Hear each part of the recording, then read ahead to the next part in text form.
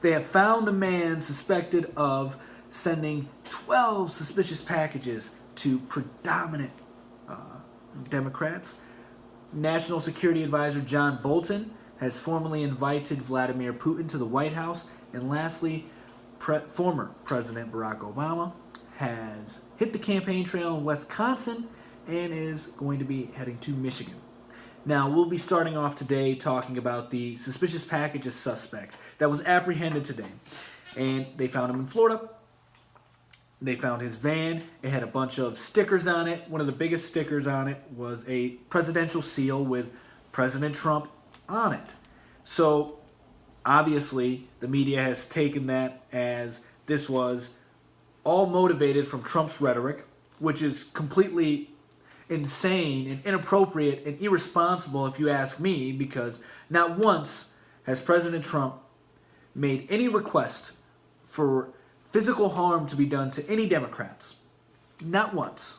Now, mind you, I do know on the campaign trail, he did say, if you punch that guy, whoever was saying something at the rally, I'll pay your legal fees. That was wrong. That's inciting violence. However, he did not do that this time, and nor has he said any rhetoric to incite any kind of violence. Now, the media obviously is still blaming him because of his rhetoric. And when USA Today put out what we need to know about this suspect, I think they did it in a very inappropriate way as well. And I'll explain after I give you the 4 reasons, according to the USA Today, not 4 reasons, the 4 things we need to know about the man who was apprehended. First thing, his name, Cesar Sayak.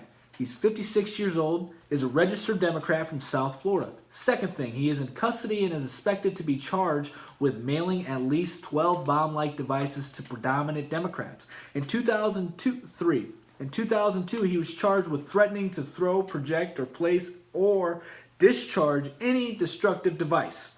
4, he has a criminal record, including a 2015 petty theft.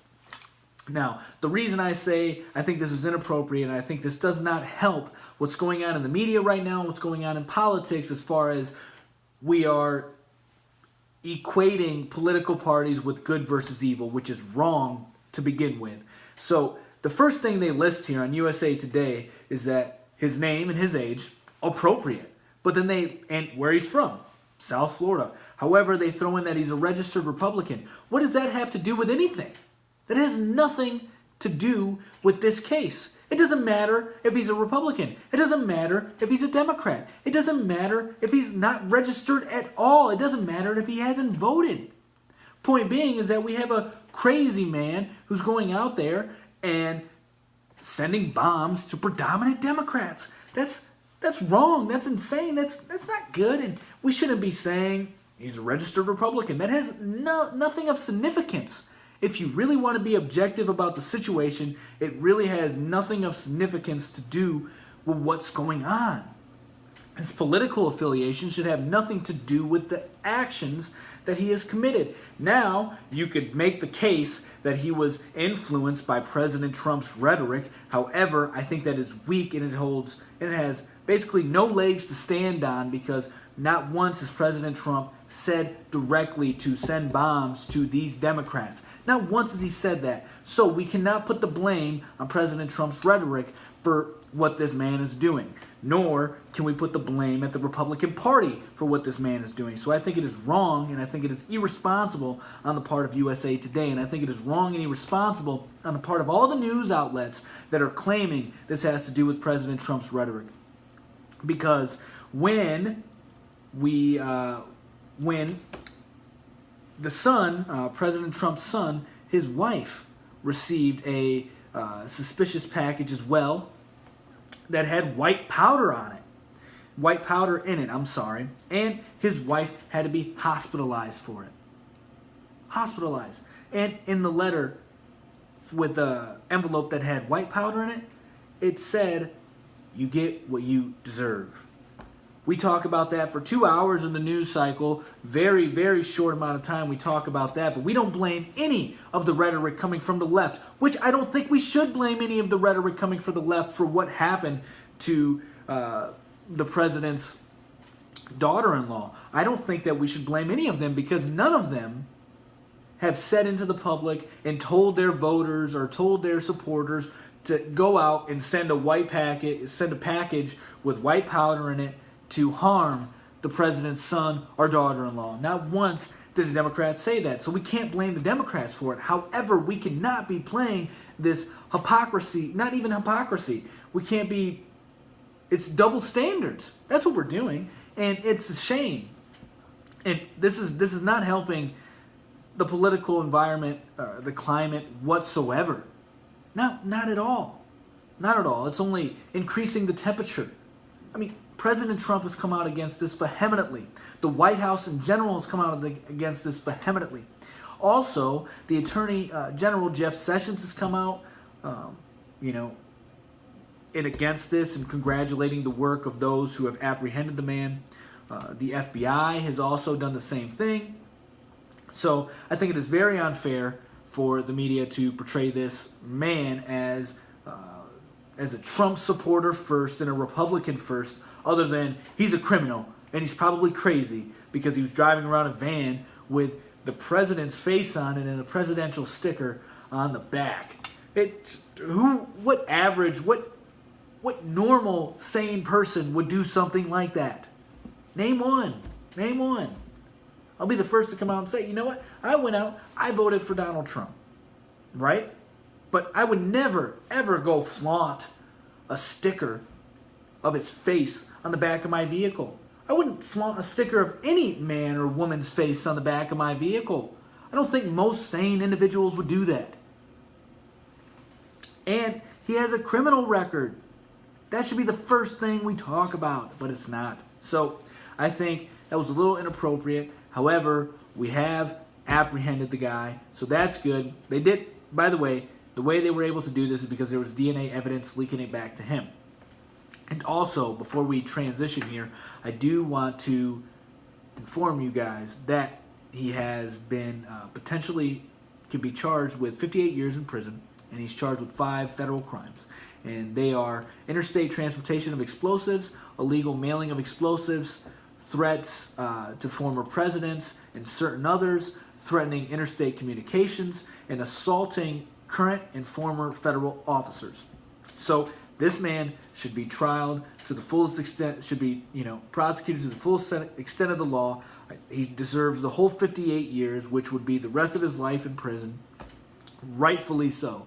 Rightfully so, he deserves that.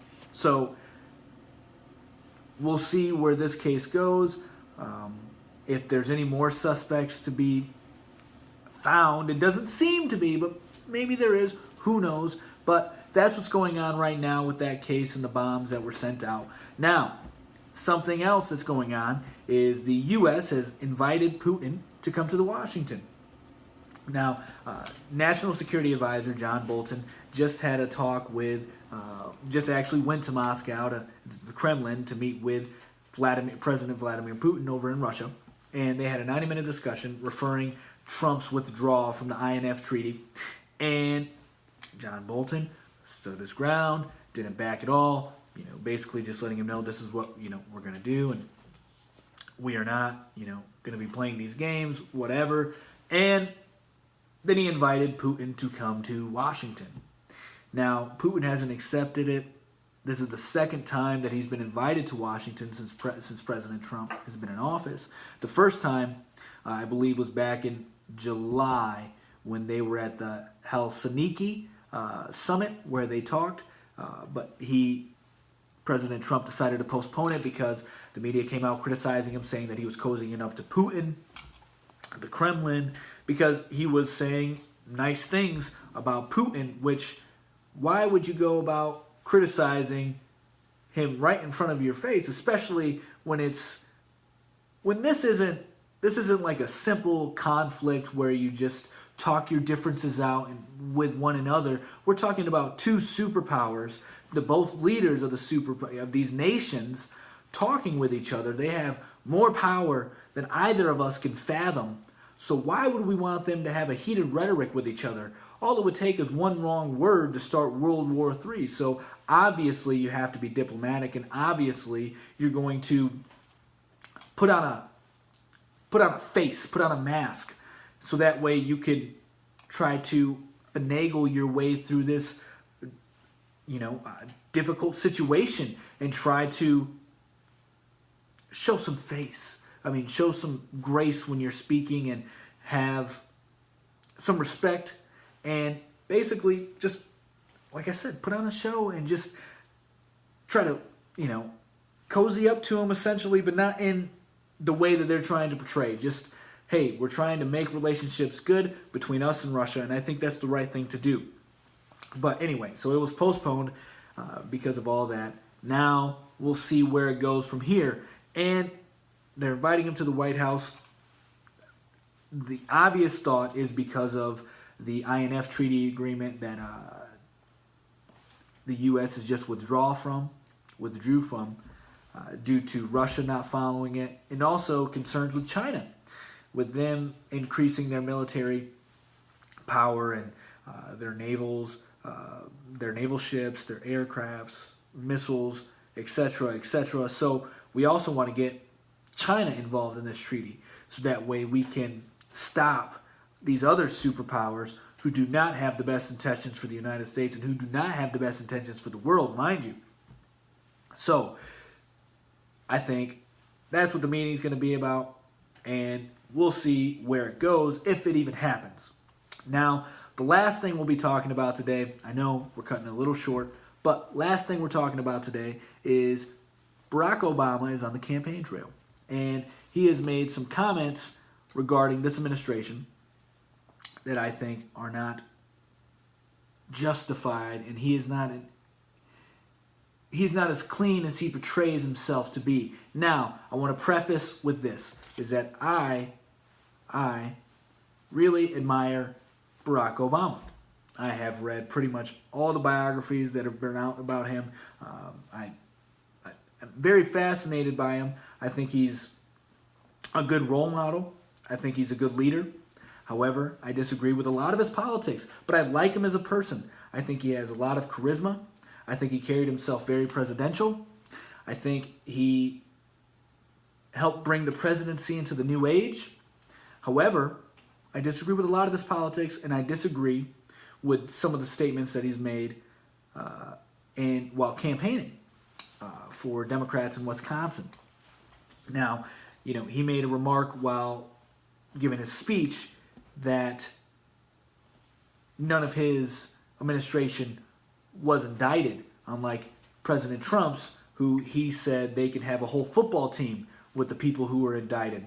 Now, yeah, there are a lot of people who have gotten in trouble in the President Trump's administration. Nobody's disputing that. However, former President Barack Obama is being completely disingenuous when he is claiming that none of his people were indicted. While this is factual, we're leaving out the part that his Attorney General, Eric Holder, was held in contempt of court. Also, we're not talking about the Fast and Furious scandal that went on that got Americans killed because, guess what?